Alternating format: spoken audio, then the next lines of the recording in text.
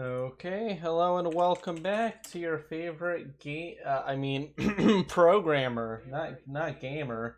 Come on, guys. This is my new best series, you know? This is the excitement, the greatness you've been waiting for. Screw City Skylines, this is the future. Now let me get some music going, and you guys will see the progress I've made in the past. I don't know, I've been programming for like 3 hours now. Okay, so let's look at this. So you guys can see my beautiful grid here, which hurts my eyes. Don't worry, you're not going crazy. These are bent a little bit. I did that so that it looks a little bit less ugly. So yeah, it randomly displaces the vertices a little bit so that it doesn't look blocky. It looks a little bit more cartoony. Here's our guy, and look! It follows the mouse if you're holding down, and you can go slower if you're closer, or faster if you're further away.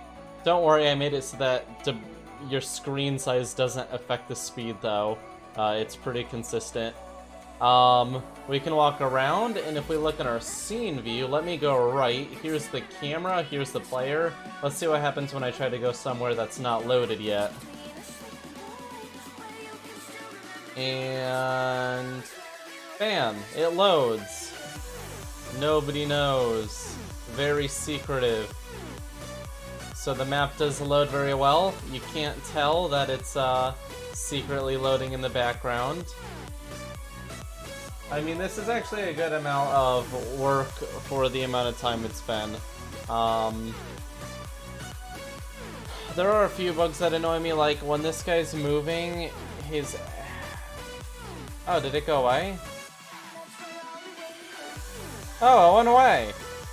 Huh. That freaks me out when a bug just kind of goes away. That's even worse, because that means it's going to come back at some point. Okay, it looks pretty good. This doesn't line up completely. It acts like the screen is a square, but you know what?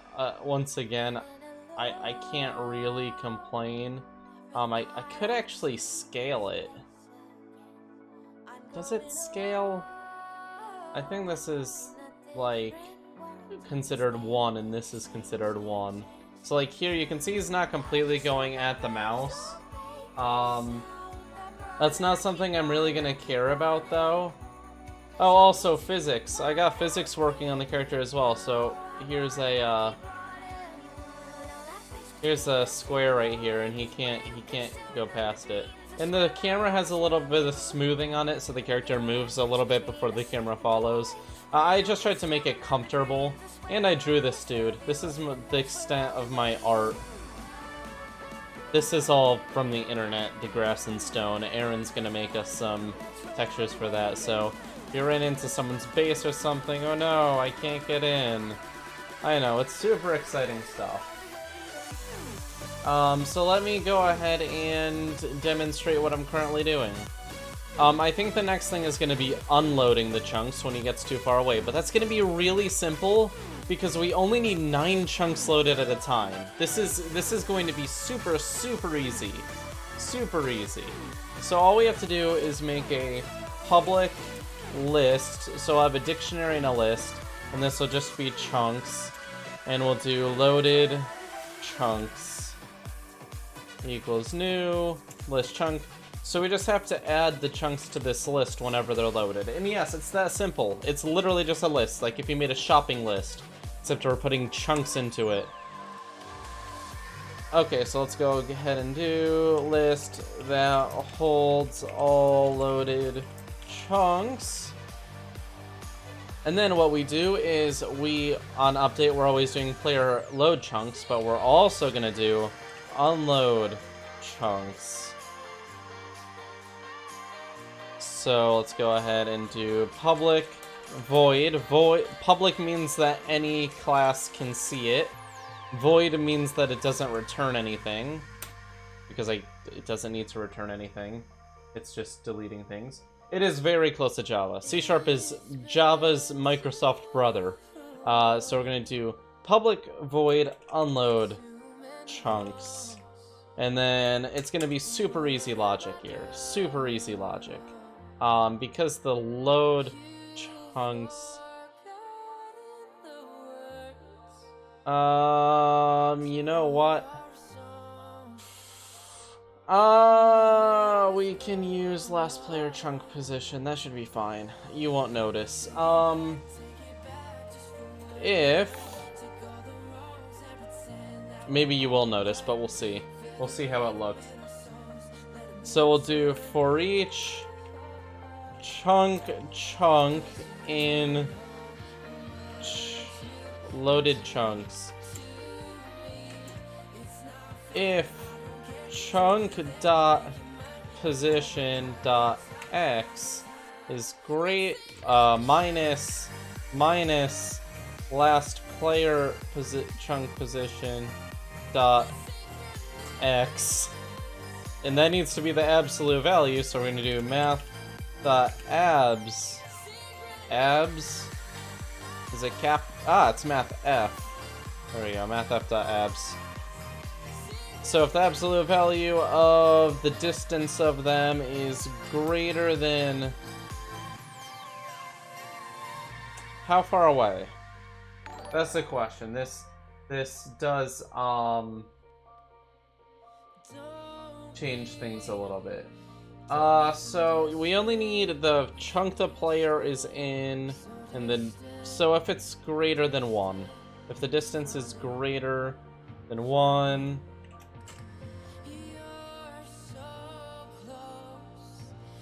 or same thing in the Y direction. Oh. Or is just 2 vertical lines. I don't know why, but it is.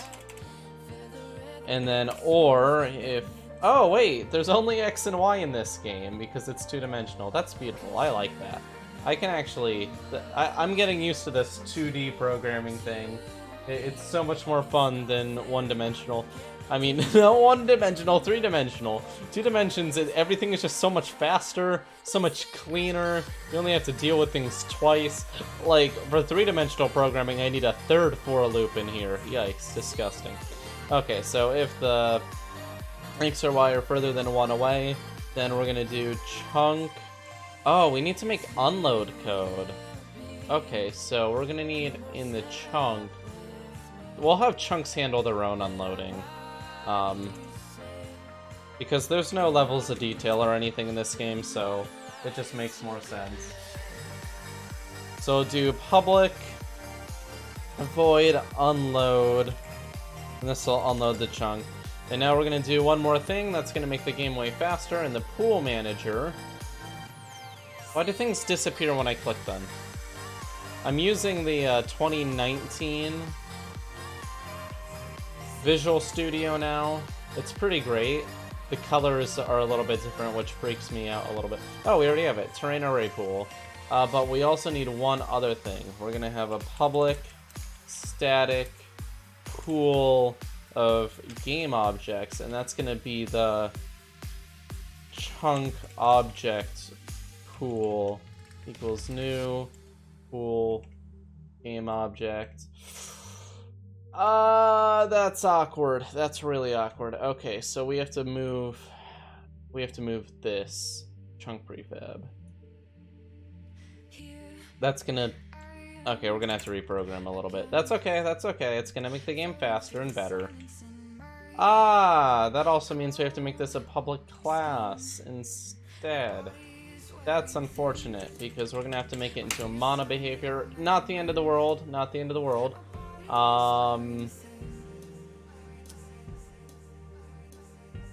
Instantiate chunk prefab.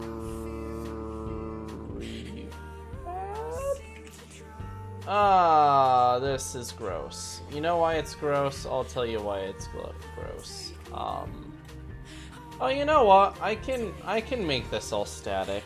That's fine. That actually shouldn't cause any problems.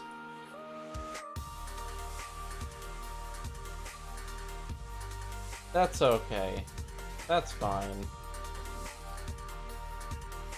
I think I can do that safely. And then the pool manager is going to become an actual thing, which is unfortunate. And the pool manager is just going to be dragged onto the world. You knew it. You knew it. You knew it. You knew it. Why isn't it gonna... What do you mean abstract? It's not abstract. Wait a second.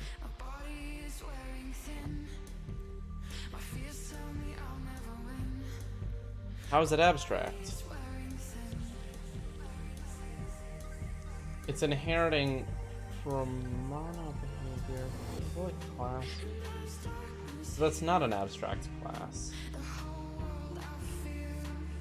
I made a mistake somewhere. Where did I make a mistake?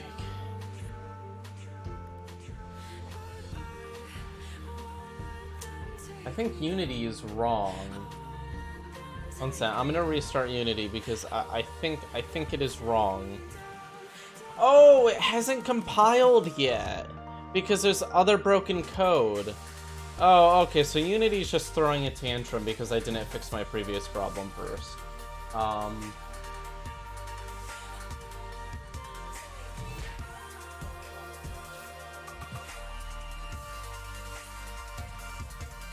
Okay, I'm a dumb. I'm gonna skip the new version. Okay, so I made a mistake, but that's okay, because here we have to get fixed first and foremost. So this is gonna complain chunk equals blah blah blah. Okay, chunk equals, and instead we're gonna do pool manager dot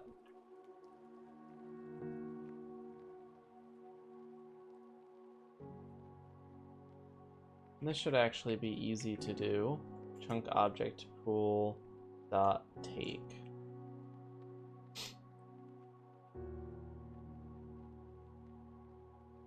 Yes, and then we have to do dot get component chunk.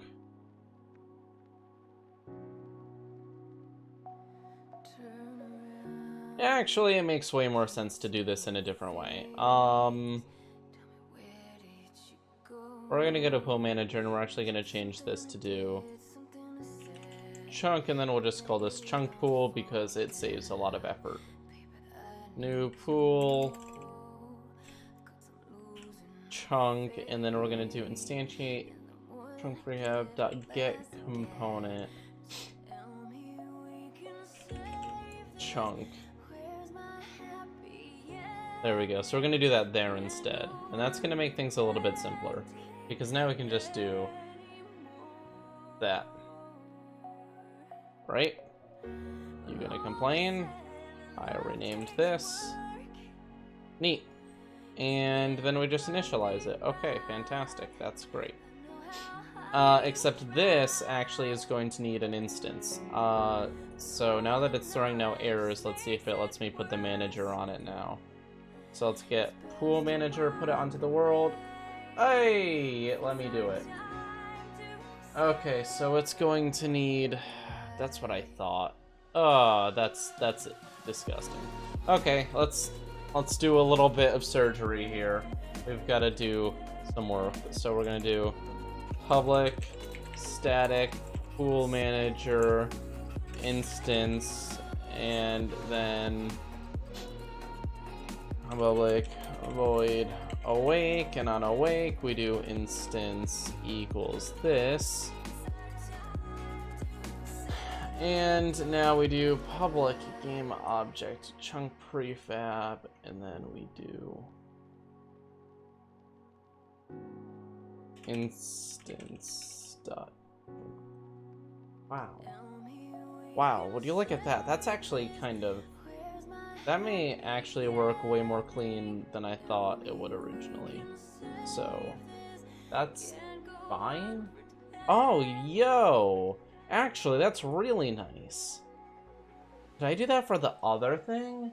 What was the other thing I was using an instance for? What's the other manager? The terrain manager. Does that have an instance? Because it may be completely...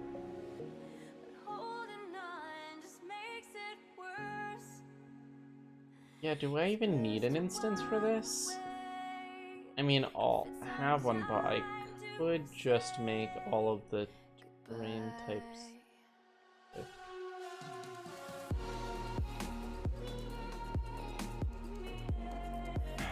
It makes more sense to move this.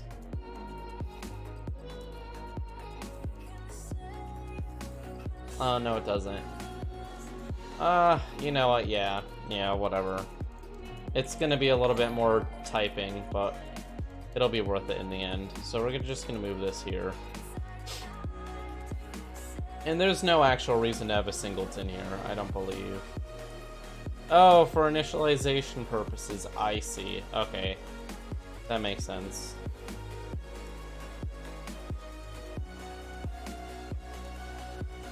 Grass, stone, sand, water. Yeah, I'd prefer all the stuff to be in one place. I'm trying to figure out how to be lazier with the code. Circa 2019 colors. That's exactly what I'm trying to do. I mean, it's because if you have to think ahead, because I'm going to be writing this code like hundreds of times. Something like doing terrain manager instead of terrain may seem like a tiny bit of work, but it adds up very quickly if you don't think ahead.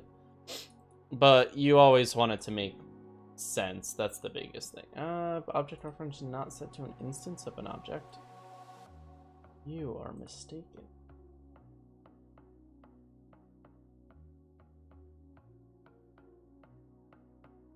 Hey, you're not mistaken. Why aren't you mistaken?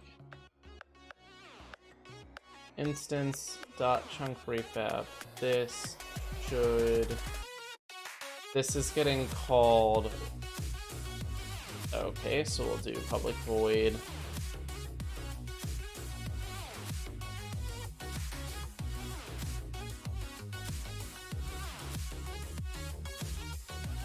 Wait a second. Why is the chunk... So this needs to happen before... Where's this getting called from?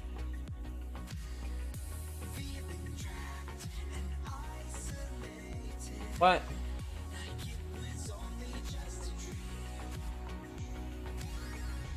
Full manager 20. But where's that being called from?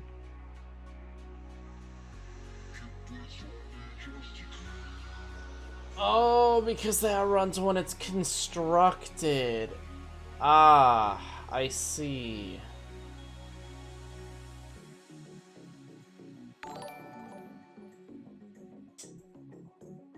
This game run on my Fitbit. It may be able to when it's done. This isn't going to be the most overhead. Well, this sucks. Let's move this all to awake. So what we're gonna do is we're gonna do a 3-step plan here.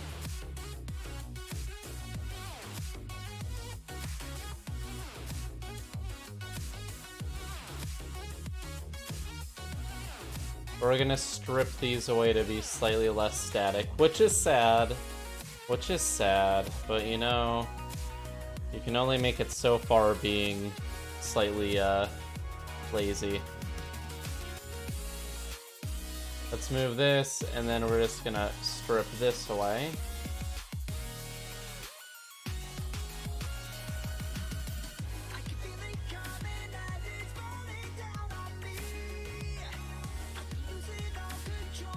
Set singleton.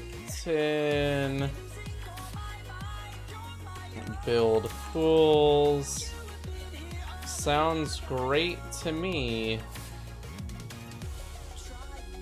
And we'll set this to initialize so that we can control exactly when it happens.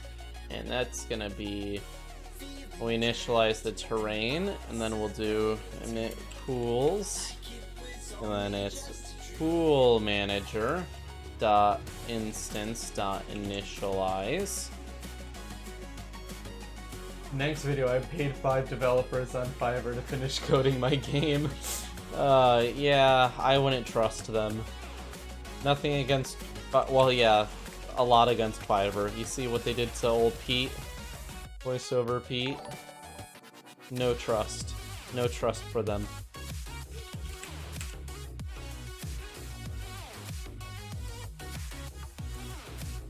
Okay, so when the chunk unloads...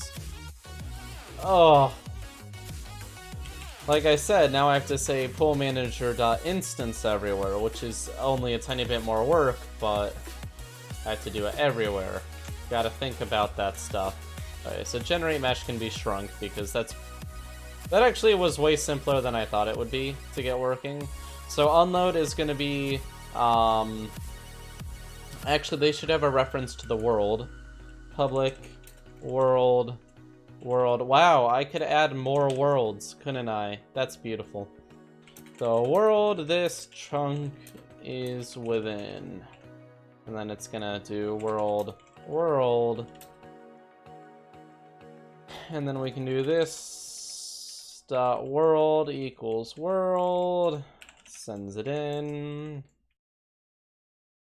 Store world reference. Boop. Beautiful. Okay, now when we go back to world, when we create the chunk, we have to send the world in, which is just this. Fantastic. Now we're going to jump back to chunk. And this is when we unload. So we do world dot loaded chunks dot remove this. Good start. World dot chunks dot remove this dot position. That can be simplified to position. And then we're gonna clear the mesh. Mesh filter dot shared mesh dot clear. But we can only do that if that actually exists. If mesh filter dot shared mesh not equal to null, then we clear it. Great. Fantastic. What next? What next? Is there anything else that has to be done? Well, the position's gonna be set and the world's gonna be set immediately. So I think that's it. So now we're just gonna do pool manager dot instance dot chunk pool dot add this. And then there's one other thing actually. We have to do game object dot set active false. So remove from collections, clear mesh, add to be recycled, and then deactivate game object. Great. That looks pretty good. And then on the other side, when we do this, we just need to make sure that the game object is active. So we initialize it, and then we do... Actually, no, we should do that first.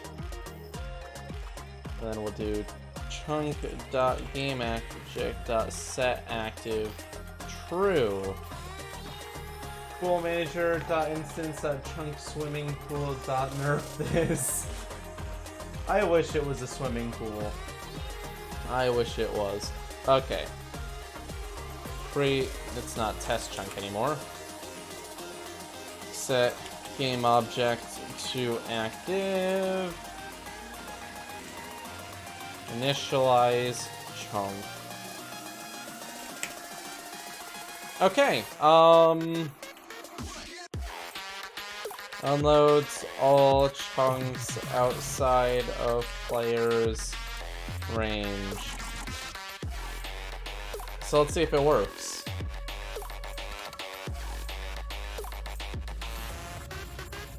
No, we've got an error. We've got 2 errors. Once again, this is giving me problems. Why is it giving me problems?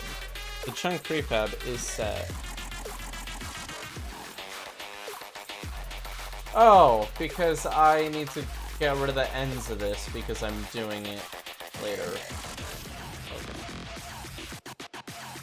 Gotta define them and then create them. Okay, let's see if that's better.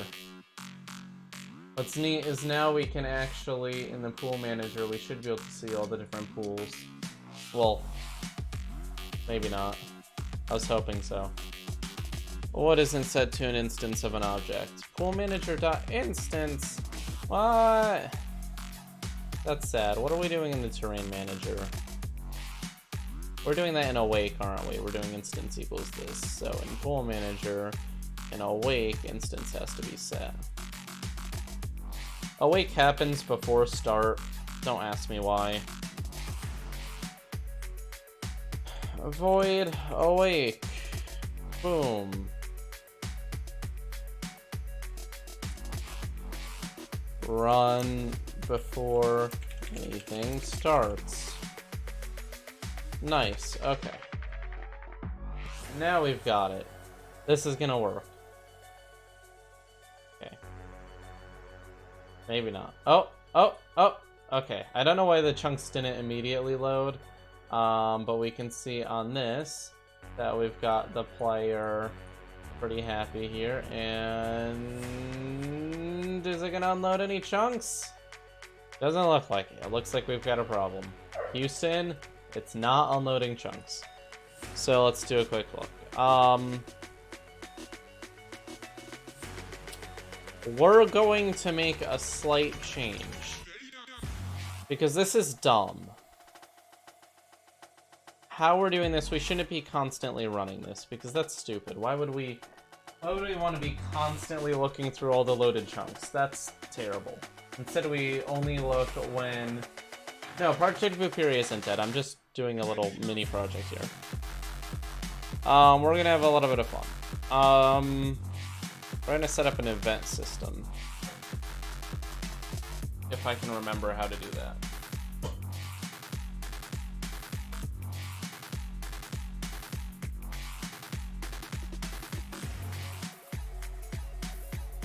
Actually, let's make it simple for... well...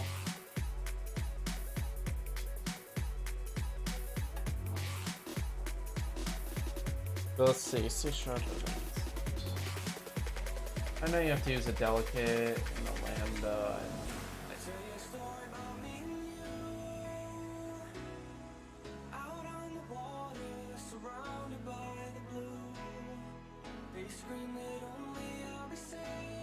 Okay, let's see if I remember how to do this.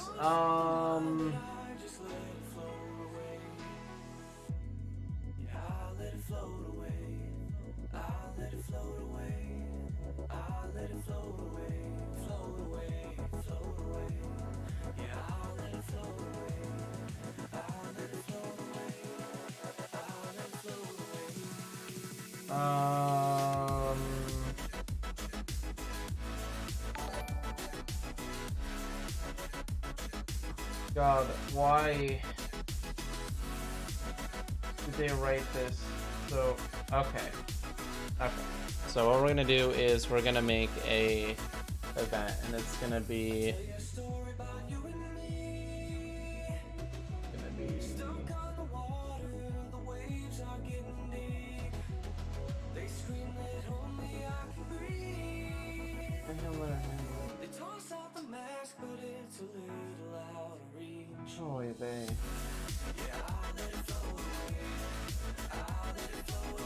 You know, the funny thing is I've done this before, I just don't use events very often. So... what am I gonna do? Okay, let's start with public event, and then it's... and then there's the event handler. There's no decision to be made. If you're not with me, The event handler delegate. And where is the event handler at?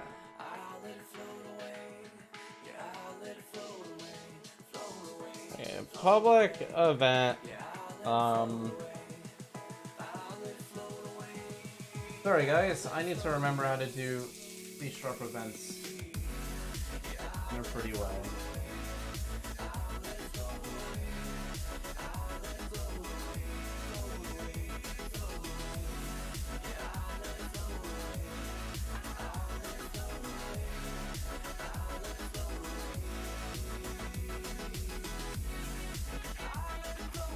Delegate type must be declared, and the event itself is declared using the event.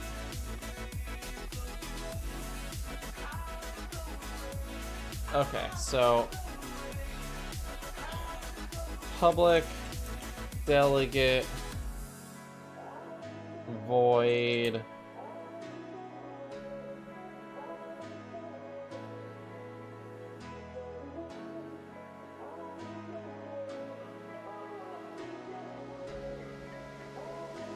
player move chunk.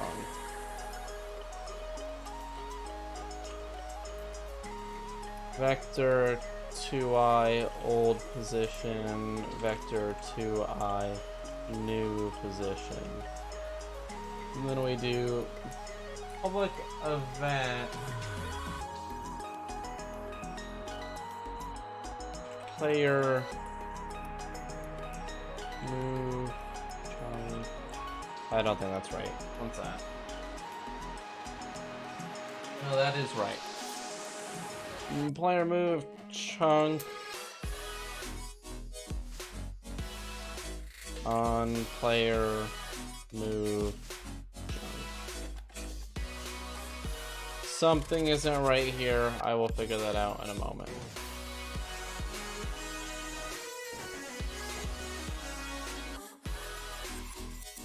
Ah, the delegate is outside of it. Okay, let's try this.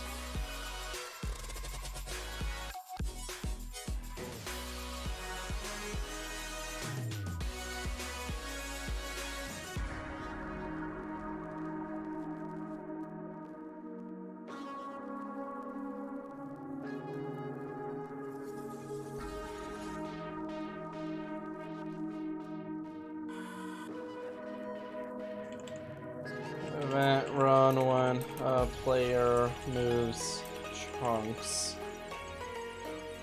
Moves between chunks. Something still isn't right here. Public event. My event.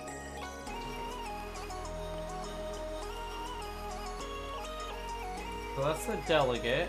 Public delegate void player move chunk. That's what it means.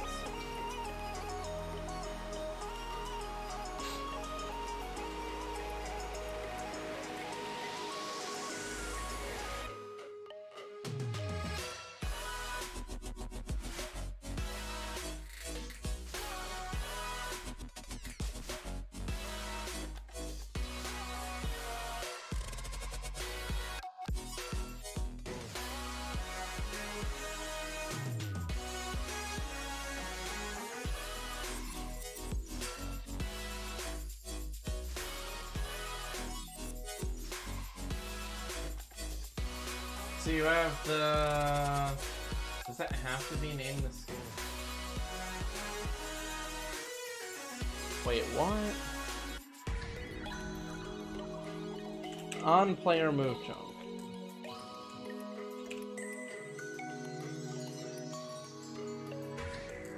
Why does it say it expects?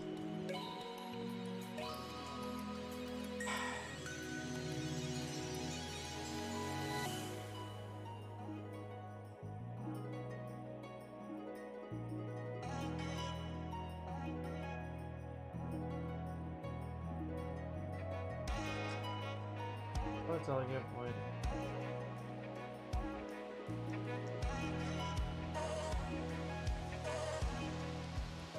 Oh yeah, that.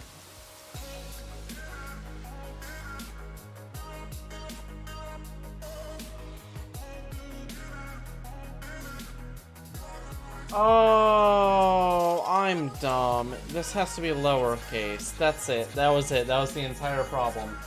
The entire problem is that it needed to be lowercase.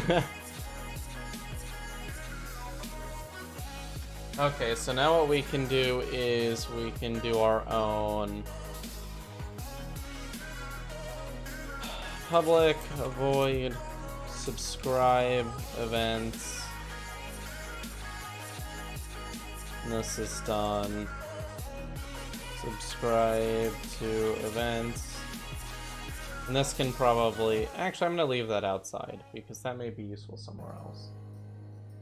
Okay, well, that was painful, but we're past it. Okay, so...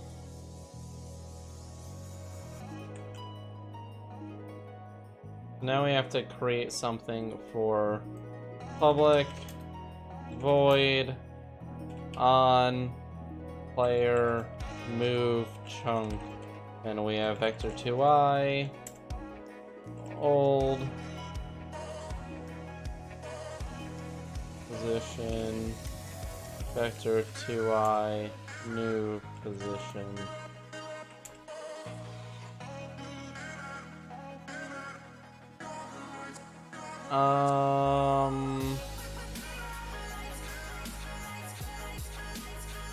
Oh god. And we're gonna rename this that. And then what we do in subscribe events is we do on player move chunk plus equals on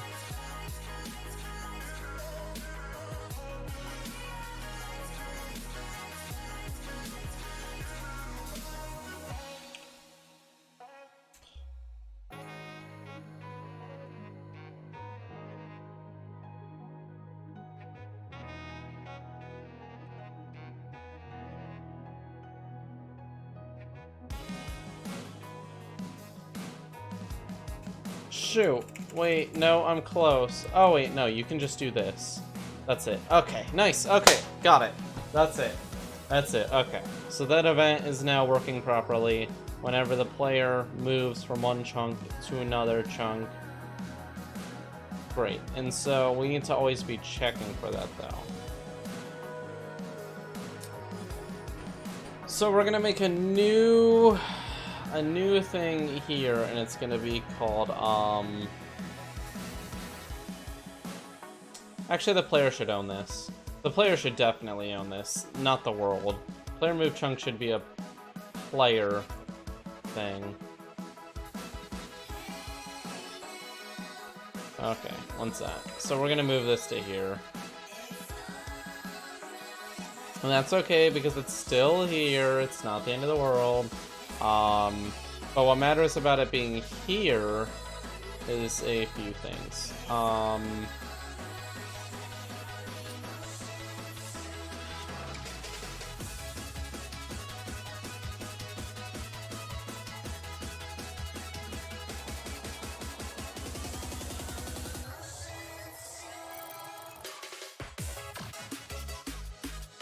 Okay, so let's move this in here.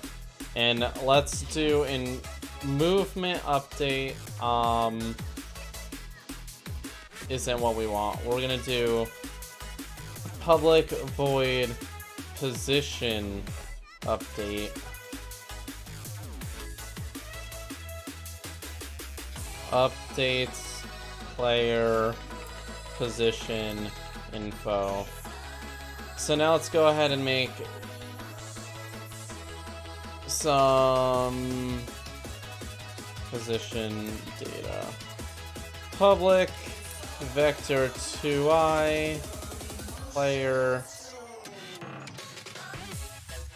square position and public vector2i player chunk position. And we do player square position equals new vector2i mathf.round to int transform dot position dot x,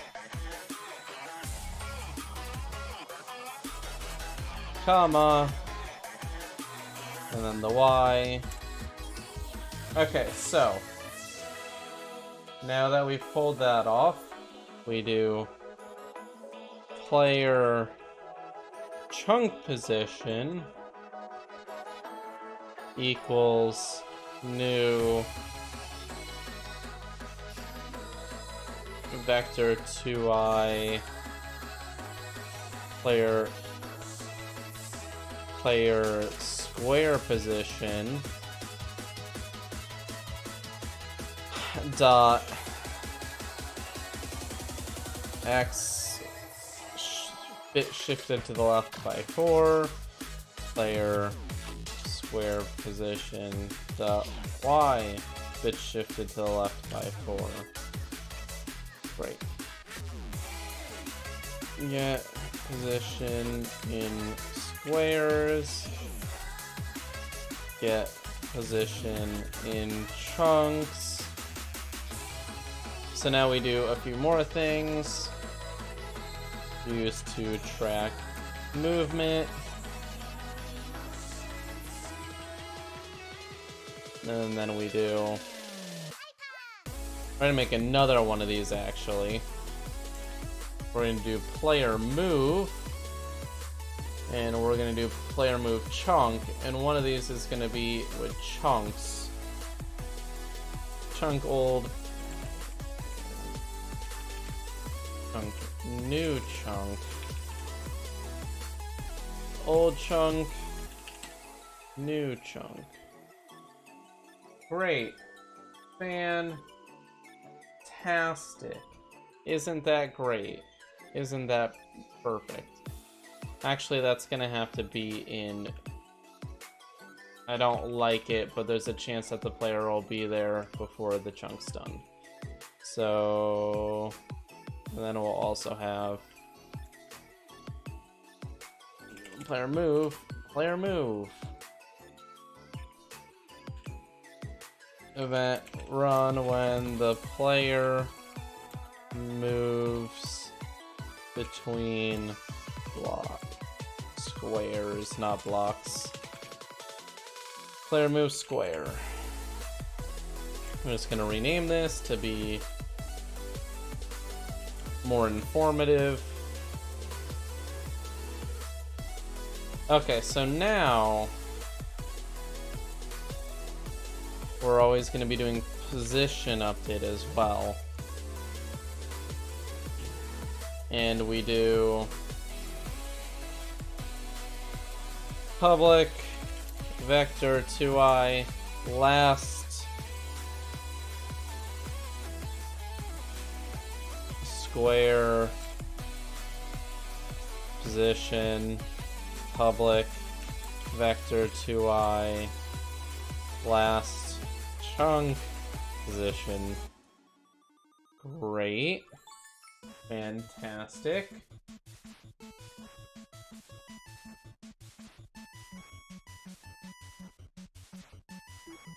And now what we do is if player square position is not equal to last square position,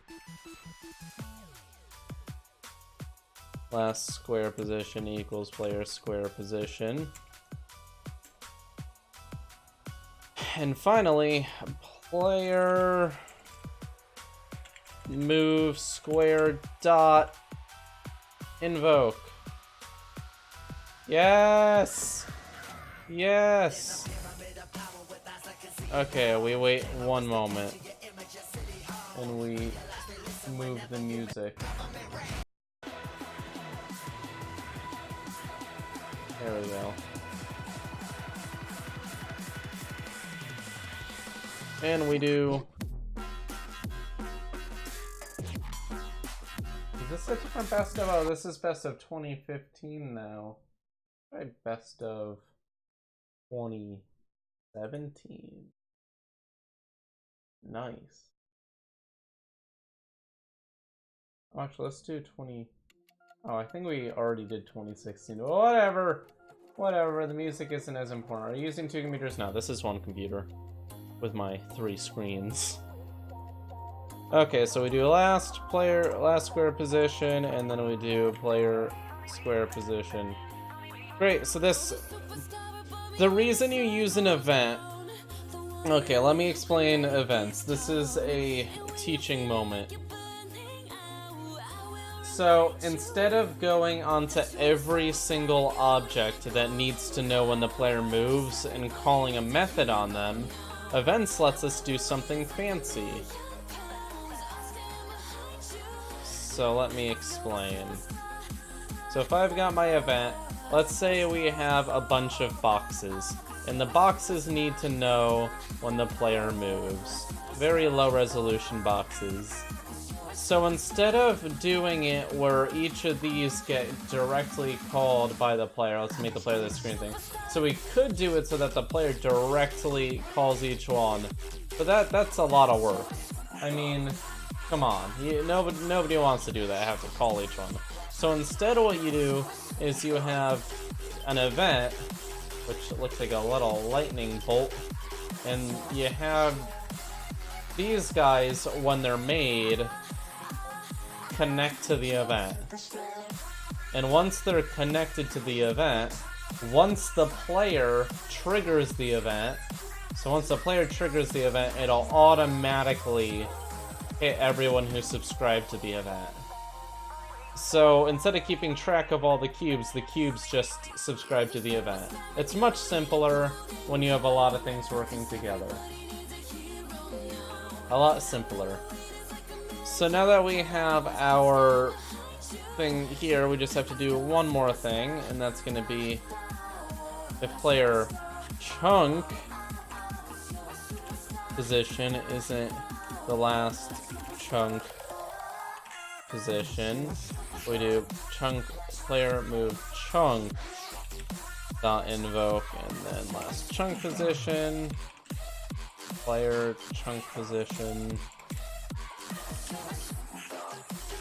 last chunk position, third chunk position. A lot of the times in programming there's multiple ways to do something, but one will make you rip out your hair a little bit less. So jumping back to the chunk, no, the world actually. Now this is going to be angry, and instead we're going to switch this to public player, because that's better anyways.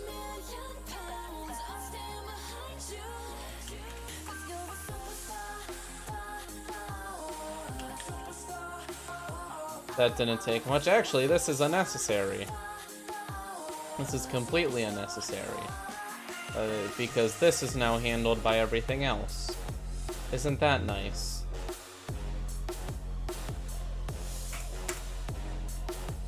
So now what we do is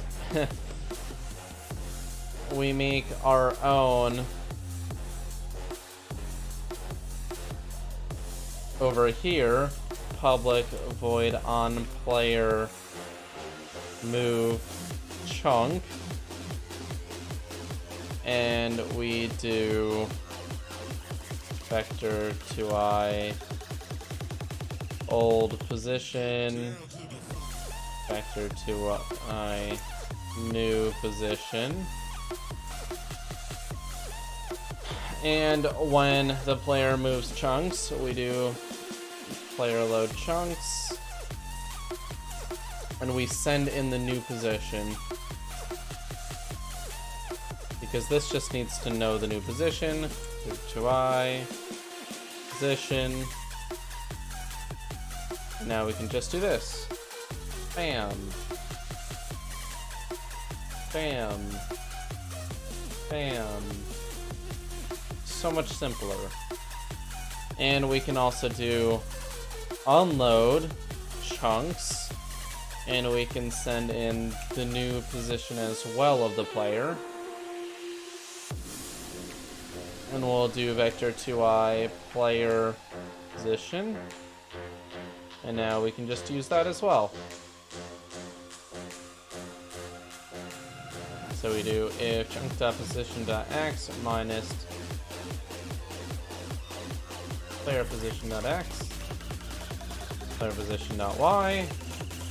Great. This can be deleted because we replaced it. This is gonna complain, but we're no longer doing it constantly because nobody should do anything constantly. And then we do player move chunk plus equals. And that should work. All we have to do now is go into the player or into the world and reset that player variable. There we go. And this should be functional. It should. Okay, so we've got an error. Let's figure out what that error is. Player move square dot invoke. Player move chunk dot invoke. Why is that? Oh. That would be unfortunate.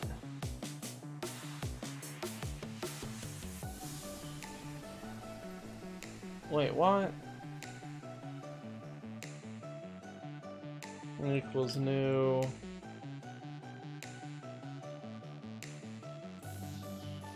Player move square. I don't know. Are these objects? 1 second.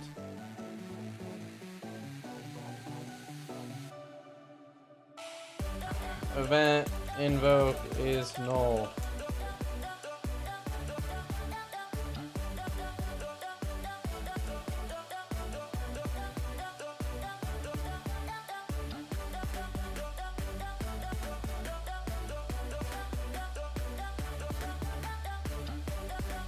Okay, I messed up somewhere. Let's go ahead and figure out where the issue is. Feeling it has to do with a delegate that needs to not be. No, something.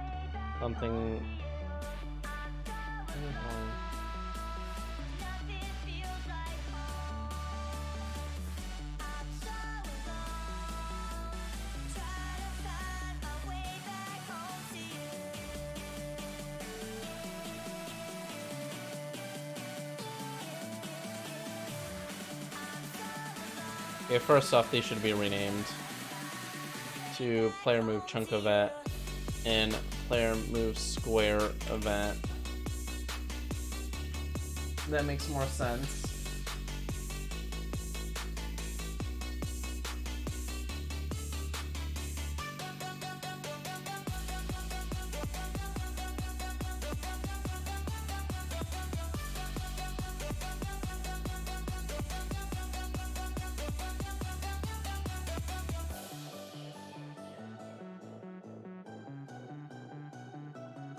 So we have to make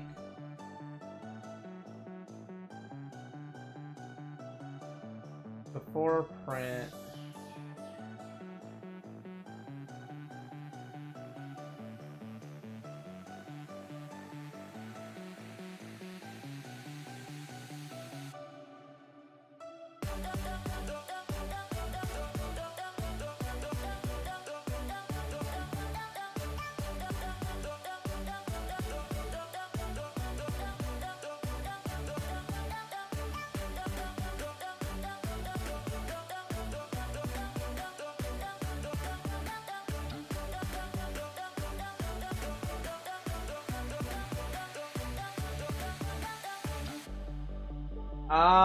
if there's nothing checking it, it's null.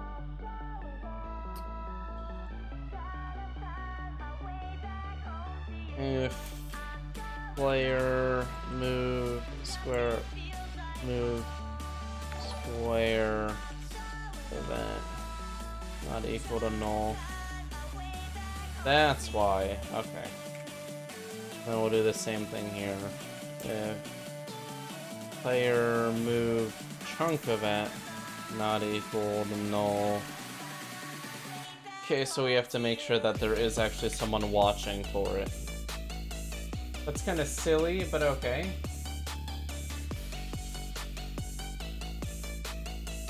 Let's try this.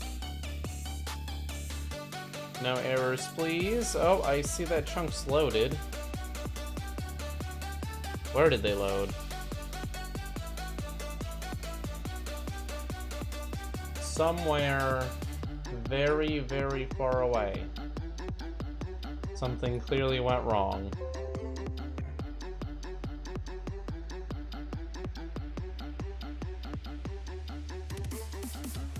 Player chunk failure, last player chunk.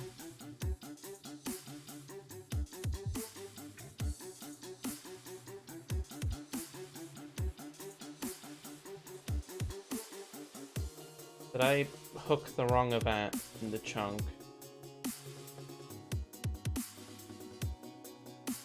I mean, in the world. Oh, no I didn't. Okay, so what did I mess up? New position. Fair load chunks. Load chunk. I'm slightly confused. Let's figure out what's wrong.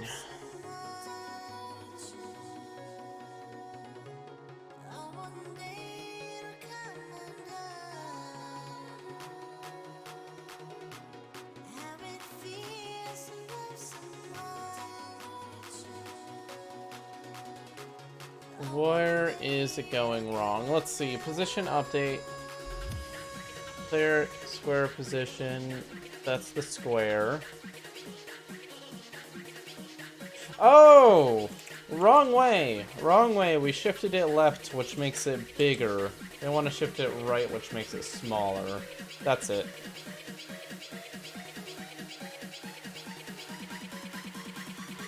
Oh, something's still wrong.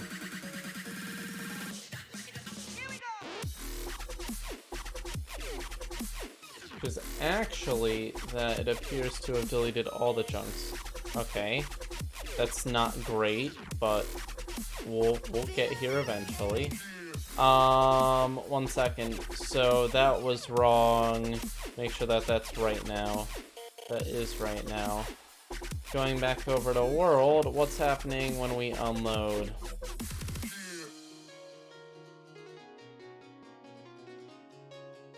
I'm gonna call this player chunk position. X minus X if it's greater than 1. And position dot Y minus player chunk. Where am I messing this up?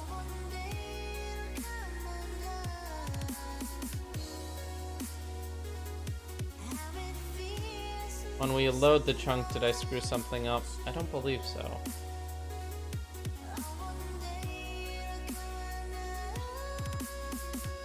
Okay, that's interesting. Let's go back and figure out what's happening. So the chunks did load. They are where they should be. Except their positions.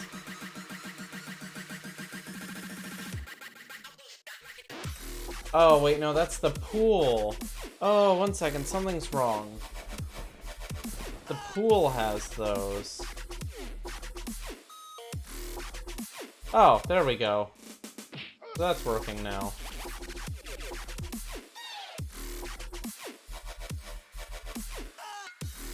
Okay, so it looks like everything's working. And it only has to do the logic when the player's moving, but it's still not unloading the chunks. So obviously we've made a mistake. And I know exactly where that mistake is. It's right here. Because we aren't actually, Oh wait, maybe I did. Oh yeah, I did. On player move chunk, it is unloading the chunks. New position. If the absolute value of chunk position dot x minus player chunk position. That's for every chunk in loaded chunks. Is chunk.unload not doing anything?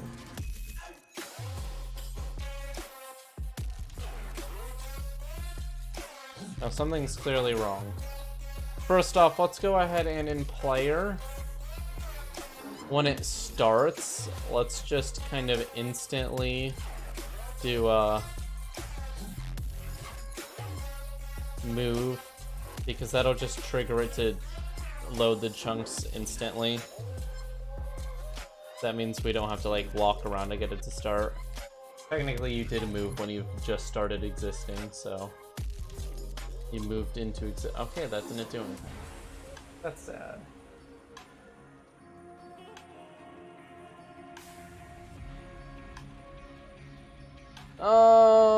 Let's see. That runs after. Okay. Chunk world. Is this done in start or is this done in oh, that's done in start. Okay, so what we're gonna do is we're gonna do public void awake, and here we're gonna subscribe to the events.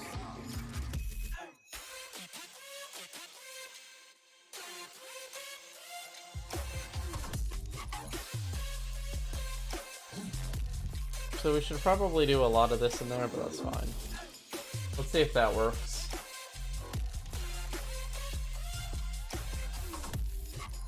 Okay. That's no bueno.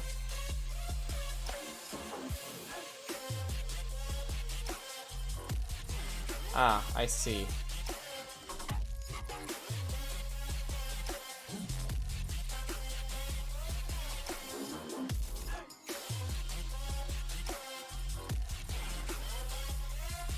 Okay, so let's kill this and figure out what's going on. Okay, so according to the world, here are the loaded chunks, and here are the last player chunk position. There's no loaded chunks.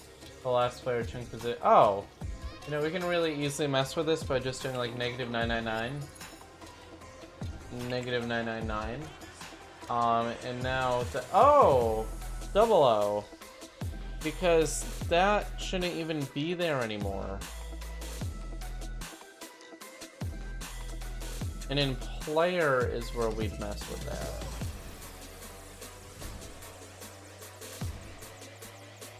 So this would actually be, we'll start the player out at like -infinity. Maybe a little bit less. Great. Because then it'll instantly see them as moving. Yeah! Look at that! Okay, neat. Neato. And now, when we go over here, the question is, why aren't they unloading? Take a look at this chunk. It just isn't doing anything at all. Now the chunk thinks its position is 0, -1, and the player's chunk position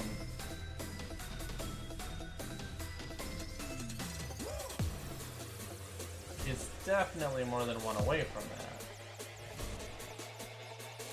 So why isn't it unloading it? Well, let's go back into the logic. Right here. Position.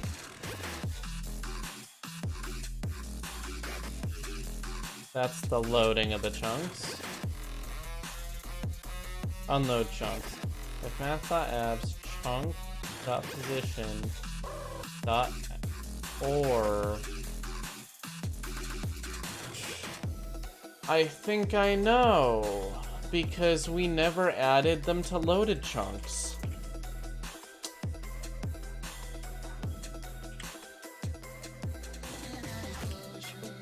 And there's your problem. Add chunk to loaded chunks list. And now, when we walk around, the chunks we can't see disappear.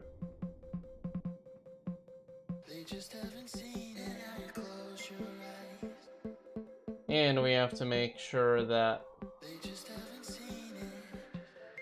Wait, why? That's actually pretty odd, I'll be honest.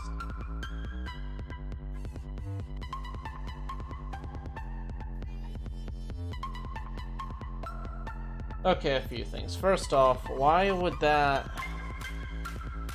Oh, because the collection is modified in the middle. Okay, so we can't do for each. So instead we're gonna do for I equals 0, I is less than loaded chunks dot count I plus plus. That's not gonna work either. That's not gonna work either.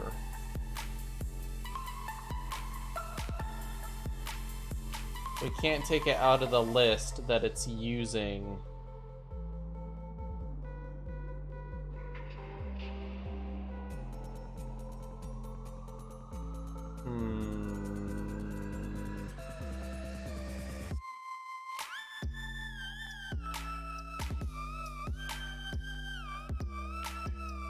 Instead, we're gonna go and we're actually going to delete this because it's redundant.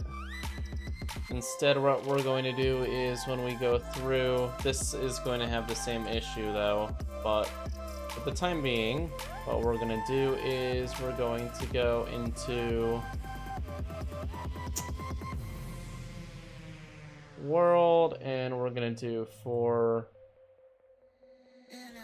each. Let's see if this works. Chunk in chunks dot, and we can actually do chunks dot values.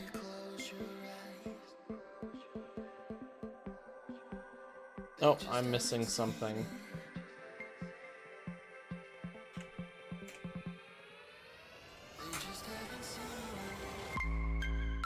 Okay, let's see how that goes.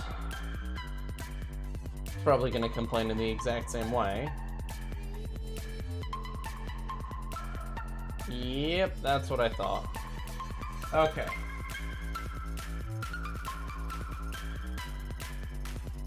So we can't get rid of the chunk. However, we can do a little bit of magic here. We can do list chunk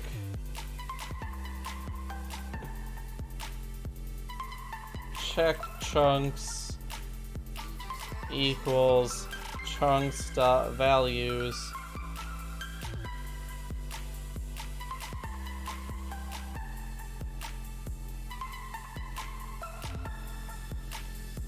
or we do list chunk check chunks.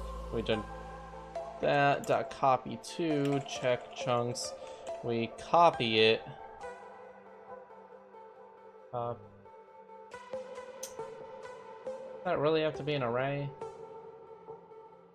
Lame. Lame. Well, you know what? Technically, it should... It's probably just going to use a reference. If it uses a reference, this isn't going to work. But you know what? Why not? Okay, so we have to use a value collection. Oh, you know what?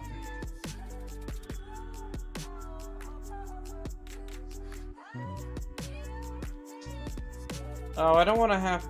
It's literally 9 chunks. Why am I worried so much about the speed of iterating through them? Okay, so we're gonna do for each chunk in chunks dot values.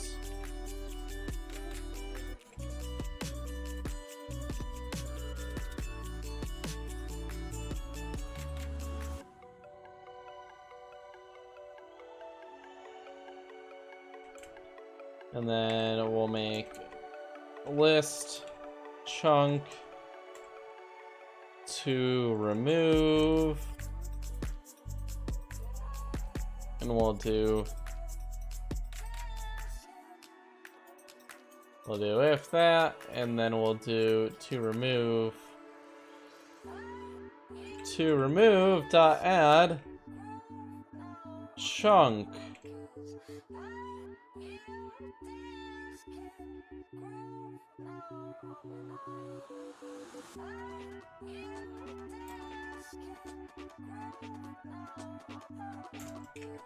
We will pool that later to be more efficient. Then we'll do to remove, or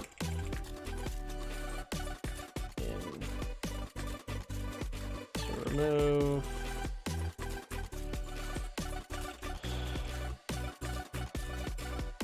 There we go. That's the best I can do. And then we are going to make in the pools manager a pool for that so that it's not quite as memory hog. Public pool list of chunks, chunk list pool. Chunk list pool equals new pool of lists chunks, which is a new list chunk, and I don't see that getting over, like, we'll do 128 just because I may use it for other things, but that's way overkill. Int count, and I don't see us using more than 10 of those. Always go on the high end. I do still do city skylines, and I've known how to code for basically the entire time my channel's existed. I just feel like doing it on stream right now. So let's go ahead and chunk.unload, and then we're gonna switch this to equals pool manager dot instance dot chunk list pool dot take. And then we're gonna do pool manager dot instance dot chunk list pool dot add to remove afterwards because there's no purpose for it anymore. To remove dot clear, clean up list, recycle, grab list from pool,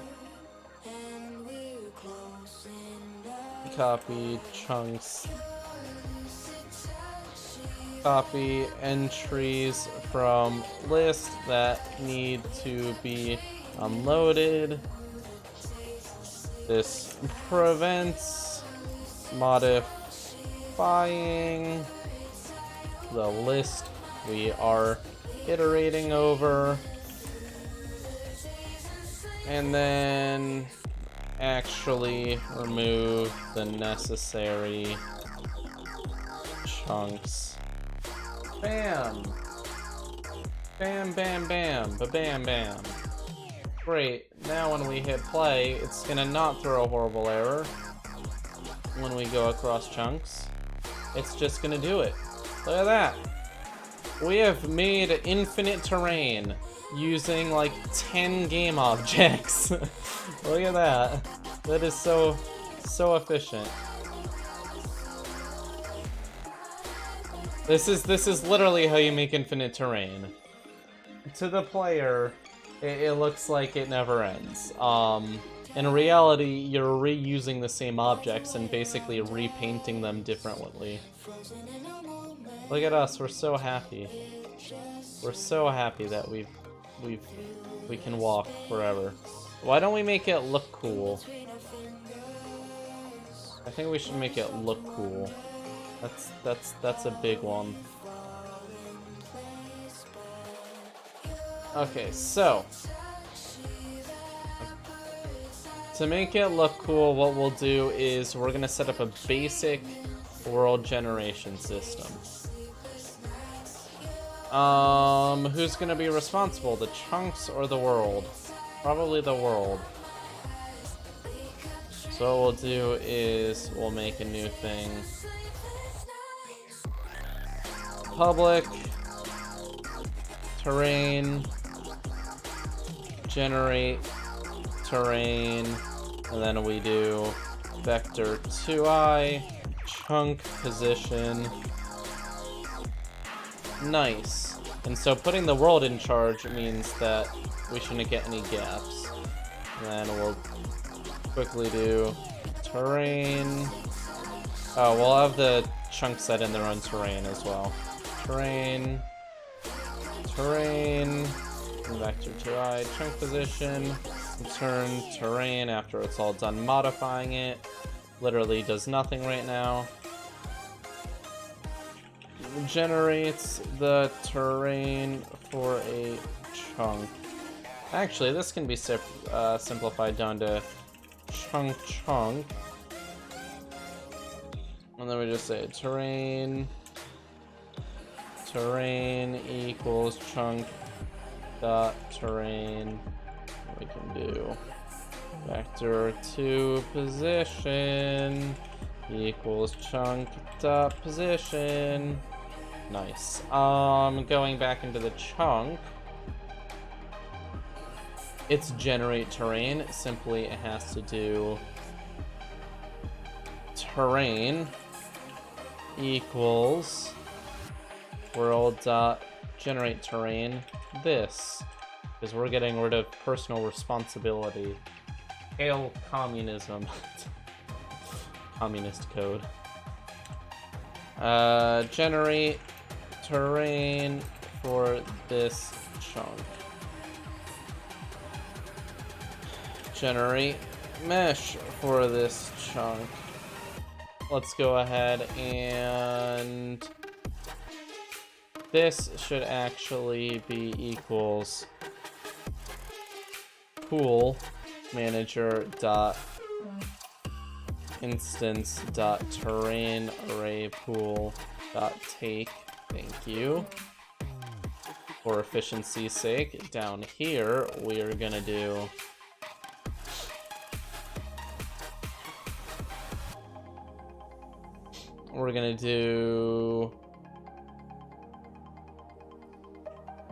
pool manager dot instance dot terrain array pool equals dot add, and we're gonna do, is there any need to do that really, because the chunk just keeps the you know what, that's completely unnecessary.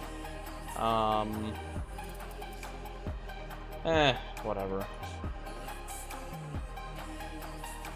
And because at some point I may be throwing it around. Terrain equals null. Nice.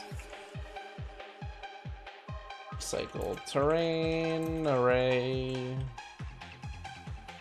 Set reference to null. And I should probably clear it out first.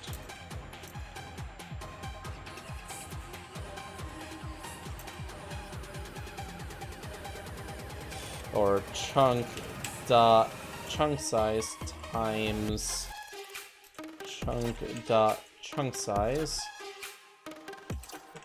I++, and then we just do terrain I equals null.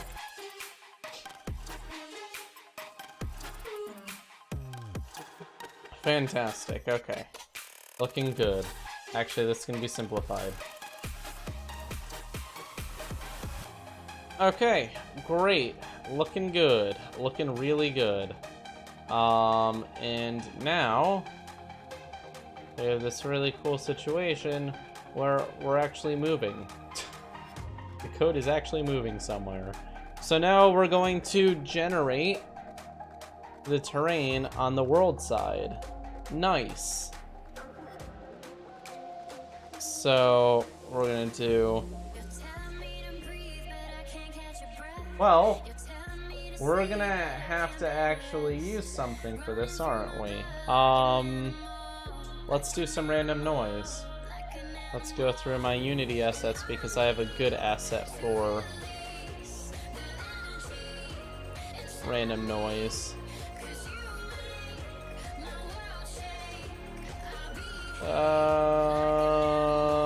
We're gonna go into my assets somewhere. They changed this? They did. My assets. Yeah, I know. I gave away my email. It's on my thing anyways. Everyone always tells me, and it's like, everyone already could have figured that out. Fast noise is what we want, I believe.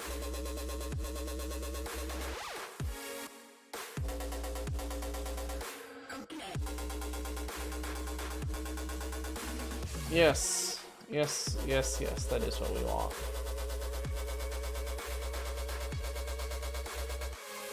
So noise is amazing. Okay? Noise is amazing.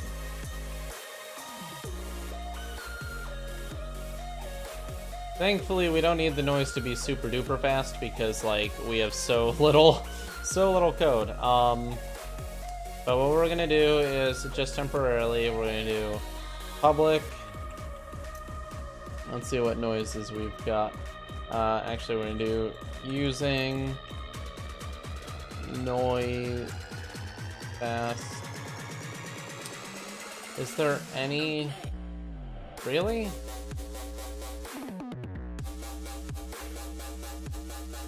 Wait, why is there a namespace voxel engine?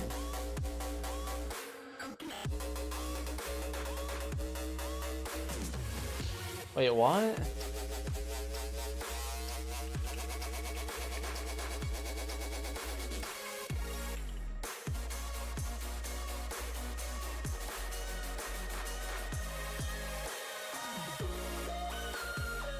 Weird. I don't know why that's there.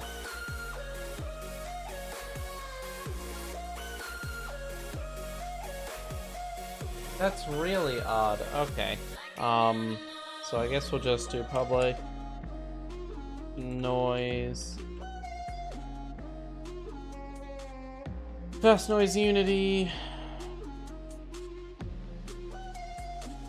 And we'll just call it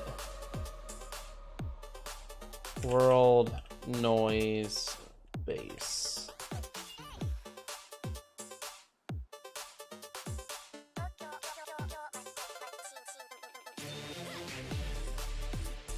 They're gonna automatically do that, if I remember properly. No, you're supposed to add it as a component, if I remember correctly. One moment. Fast noise unity. Oh, that's it. Oh, they have a little voxel engine in it. Okay, got it. Fast noise. Fast noise unity. And that should work. There we go. Okay, so this is pretty neat.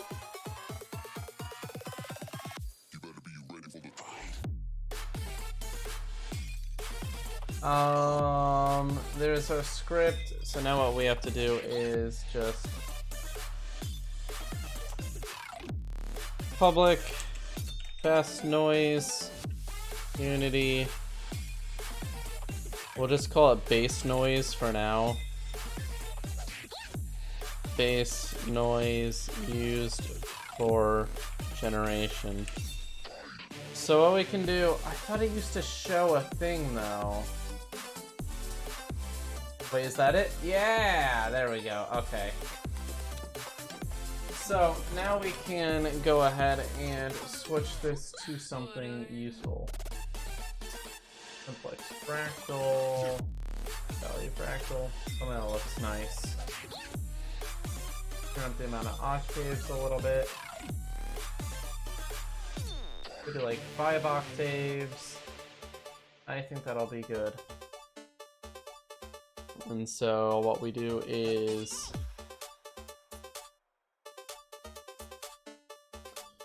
for int or for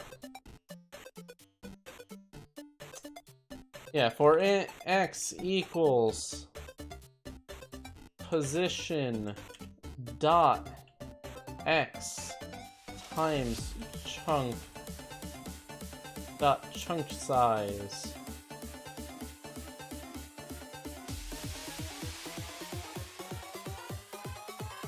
Why is that freaking out? Oh, you've got to be kidding me. Because this isn't correct. That should be a vector 2i. X is less than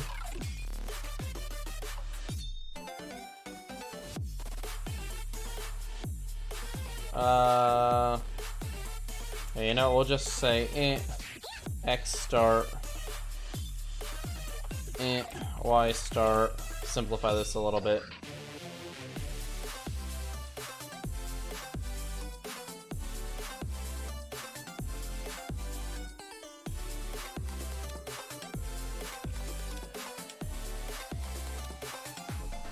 Great. For x equals x start, x is less than x start plus 16 x plus plus.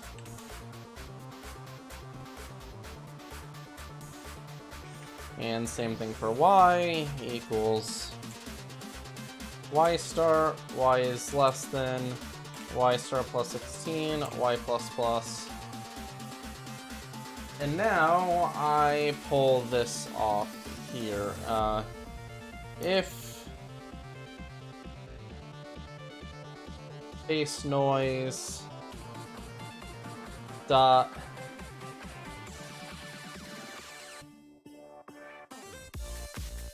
I don't know, sample dot get noise dot noise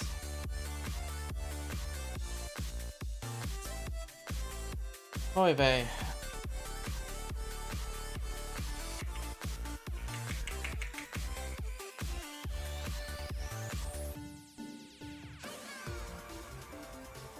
How do I sample it?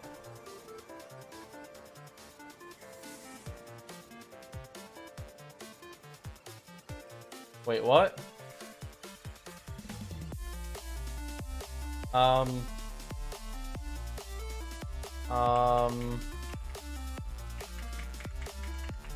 No, there's definitely a way. That fast noise.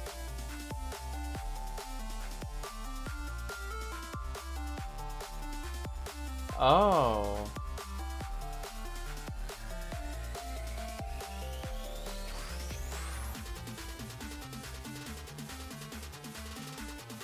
Okay, so what we're gonna do is we're gonna get Perlin Fractal and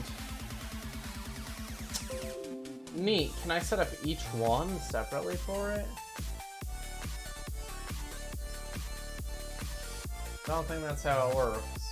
That's fine. We're gonna go with Perlin Fractal and we're going to take what it can give us.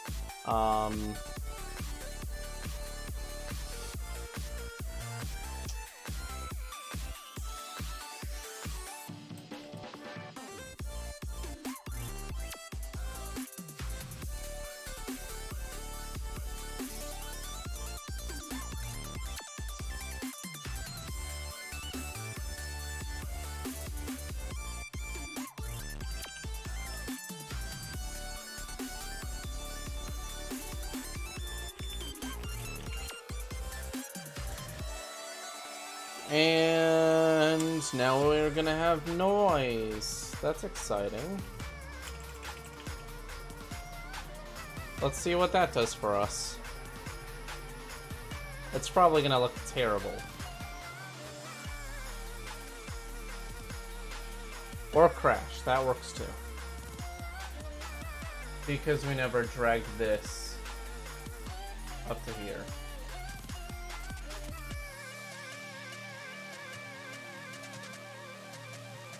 And still crash, I guess. because we messed something up somewhere. Ah, yes. Yeah, I'm dumb.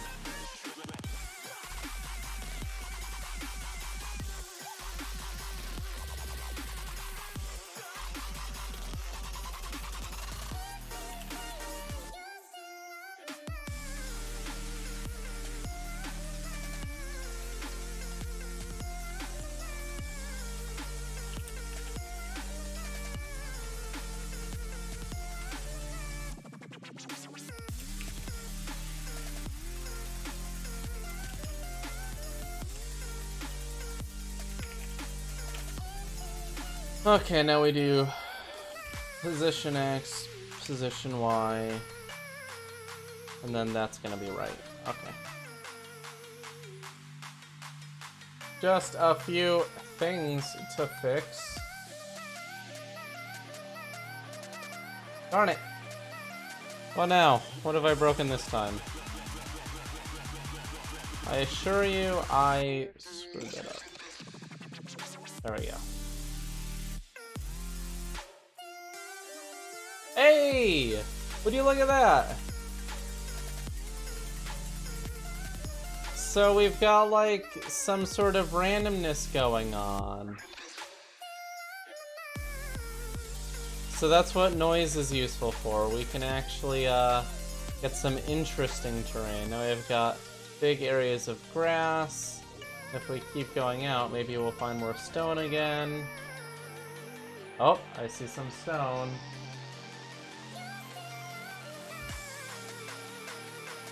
Neat. Very neat.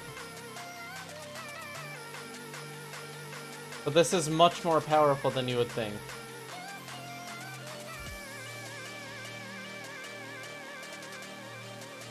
But this is super simple, but what I want to do is... I wonder if I could... Oh, I probably couldn't actually. Let me think about how I can do this.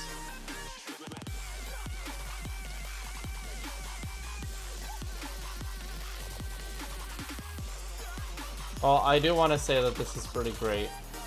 I mean, there's literally no gameplay. Literally no gameplay. But you can now explore a world that has literally zero gameplay whatsoever. Very exciting stuff, I'd like to say. And what I'll do is I'm actually gonna make a thing on the world that says, or the player. Actually, what we'll do is we'll do public int load range. So it'll be range that terrain will load from the player. This is only for testing purposes. Just makes it so that we don't have to walk around. And then we'll make this instead of this one instead of this, it'll be it's greater than load range. And then over here, for load chunks, it'll be minus load range minus load range plus load range plus 1 plus load range plus 1. And now when we go back and we click on our player, there's going to be a load range thing. And this is great. Or there should be. Oh no, it's on the world. So if we set it to like 1, this is going to lag me out by looking at it. If we set that to 1, we can see that we've got 1 around the player, so 9 in total. But if we go to the world and set it to like 5, if I move chunks, it's gonna... Whoa! That could be felt. But we can go big. Let's do 100. Let's see, let's really put the world generation to the test. 1, 2, 3, 5, 6, 7, 8, 9, 10, 11, 12, 13, 14, 16, 17, 18, 19, 20. To give you an idea of what it's loading right now, it's 100 times 100. So... oh, that actually wasn't that bad considering. Let's pause, and there's the world!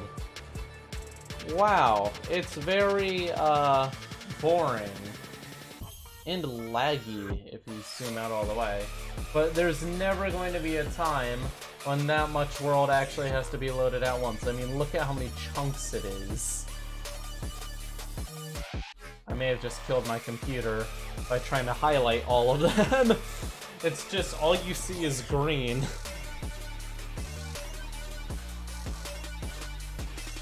So that's a good sign when you can do something like that and someone counted 26 seconds, considering that we're doing like 1,000th of that.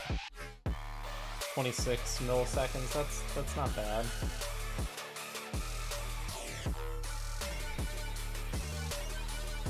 I think my 10,000 chunk experiment may actually, it's actually not 10,000. I was wrong because it's 100 in every direction, so it's actually 200 times 200. Again, example of...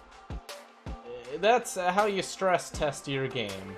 Really make it do something that you never expected it to be able to do. If it can do it, then it's good.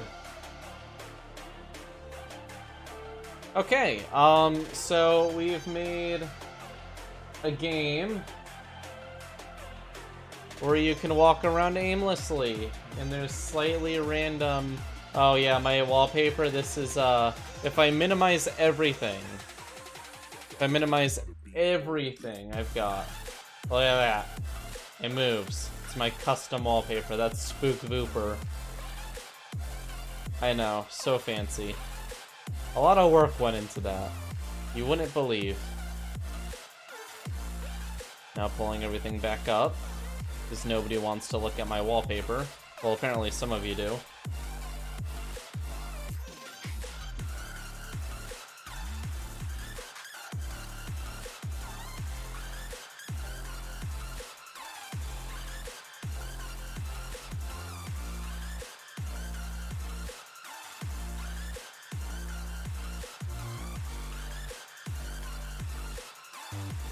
Okay, so what we're gonna do next is we're gonna turn the world back to load range of 1, because like I said, there will never be a real reason to not have it at 1. We have our collisions working, we have our land working. Do you guys think it looks better with it being kind of like blobby, the mesh, how it's not completely straight? My idea was I didn't want it to look completely blocky, but I don't want it to look dumb either. Like, this can be turned up all the way up to like 0.5, which will make it like really blobby. Like, bam, super blobby. Or if you want all the way up to like 1, it just starts to get ridiculous. 10, it doesn't... Yes! This is what we need! Look at that. Looking good. Looking really good. That makes it look a little bit awkward, but that's fine. That's fine. Okay, so we're gonna do 0.3. I think the 0.3 noise offset looks fine. I think it looks kind of nice, actually. And that's another thing I'm using noise for in the game. Using it to slightly make it less blocky. Which I think looks nice. I think it looks nice indeed. Look at us, we can just walk around aimlessly forever. But we need to have an aim to the game. So we've got the tile rendering working. We've got the materials working. We have our player working. Let's add another material. One that'll look kind of cool. So let's get our material hat on. And let's do new material, and this is going to be water. Water is going to take after tile base as well, but it's going to be special. We're going to actually copy this.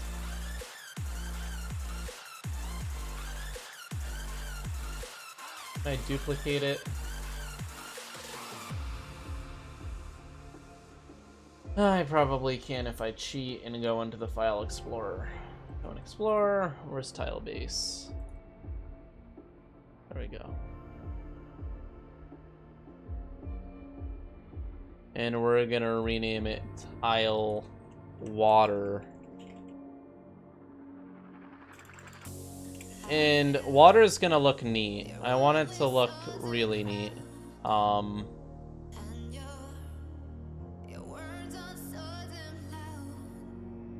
Oh, that was fast. Okay. So tile water is gonna act kind of the same as tile base.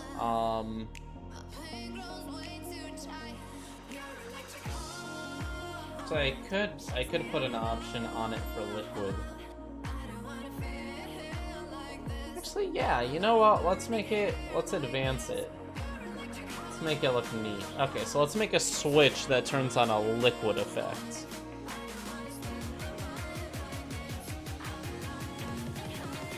Okay, so obviously the water's vertices need to be in the same place. However, we can do some cool stuff still. Let me quickly... Really? What does it look... Oh, there it is. Okay. So this is all necessary for the position and stuff.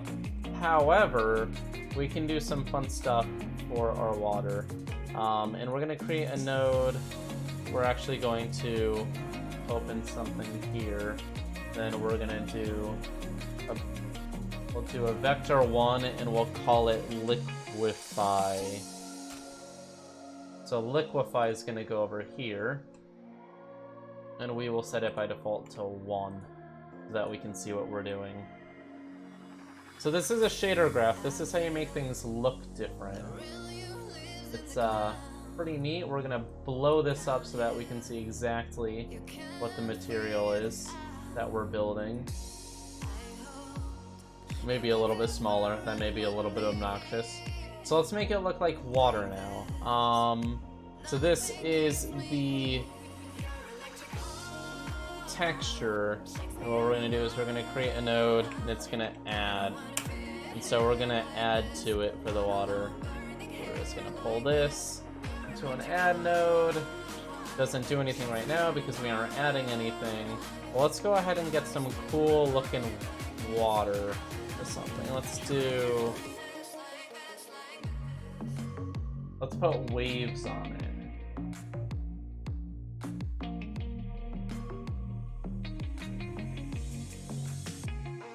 So if we use a sine wave,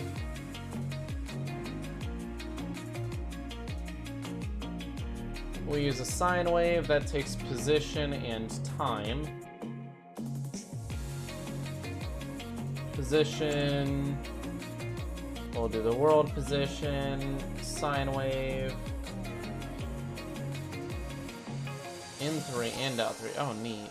Okay, so we can do a triple here. But what we really want to do is multiply that by time.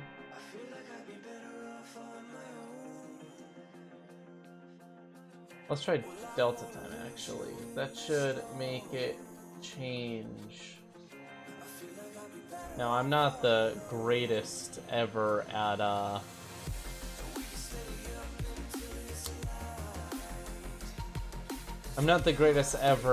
materials, so let's take some inspiration. I bookmarked something previously.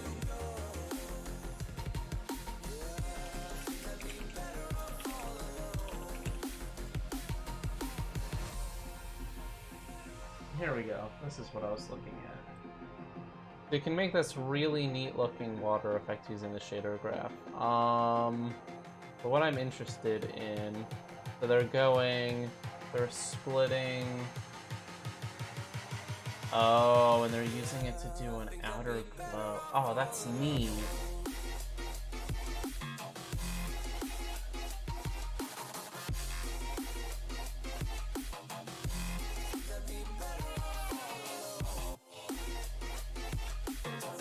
So one moment. So what we're gonna do is...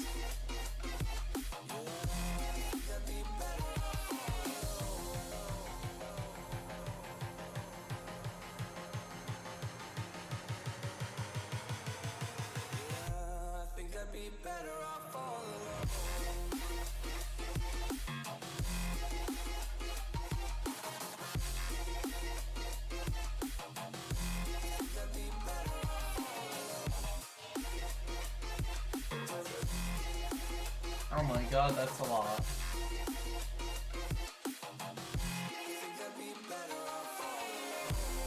Okay, you know what? We're gonna do water later. I am not quite ready.